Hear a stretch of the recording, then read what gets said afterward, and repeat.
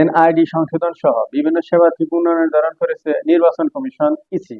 সে সম্পর্কে বিস্তারিত বলার জন্য হাজির হয়েছে আমি মোহাম্মদ ইসমাইল দেওয়ান। আপনারা আমাদের পাঠ্যকক্ষের সাথে থাকুন। হয়েছে জাতীয় পরিচয়পত্র এনআইডি সংশোধন সহ বিভিন্ন সেবার ফি পুনর্নির্ধারণ করেছে নির্বাচন কমিশন ইসি। বৃহস্পতিবার ইসির উপসচিব মোহাম্মদ শাহ আলম স্বাক্ষরিত এক চিঠি থেকে বিষয়টি জানা গেছে।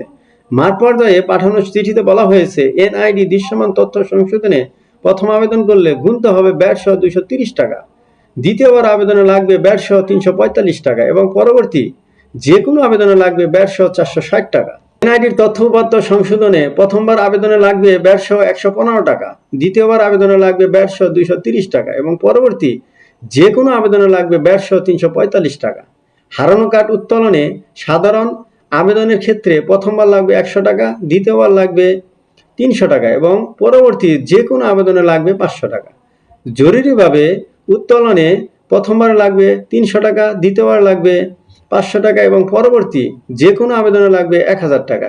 এর সঙ্গে 15% ব্যাট যুক্ত হবে। রাজনৈতিক দল নিবন্ধনের জন্য ফি নির্ধারণ করা হয়েছে 5000 টাকা। নির্বাচনী দলিল দস্তাবেজ পরিদর্শন ও কপি সংগ্রহের জন্য দিতে হবে 100 টাকা। ভোটার তালিকার সার্টিফাইড কপি পেতে হলে দিতে হবে 100 টাকা। ভোটার তালিকা দেখতে চাইলে দিতে হবে 50 টাকা। ছবি ছাড়া ভোটার তালিকার সিডি নিতে হলে প্রতিটি ইউনিয়ন সিটি পৌর ওয়ার্ডের জন্য দিতে হবে 500 টাকা।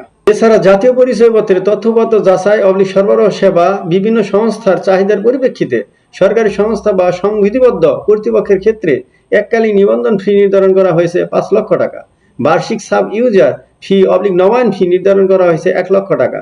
প্রতিটি তথ্য যাচাইয়ে সরকারি প্রতিষ্ঠানকে ফি দিতে হবে 2 টাকা।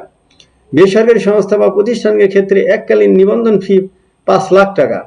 সাব ইউজার সংখ্যা অনুসারে প্রথম 70টি সাব ইউজারের প্রতিটির জন্য 4000 টাকা, 70টির পরবর্তী প্রতিটি সাব ইউজারের জন্য 2000 টাকা। প্রতিটি তথ্য প্রতিবার যাচাইয়ের জন্য দিতে হবে 5 টাকা।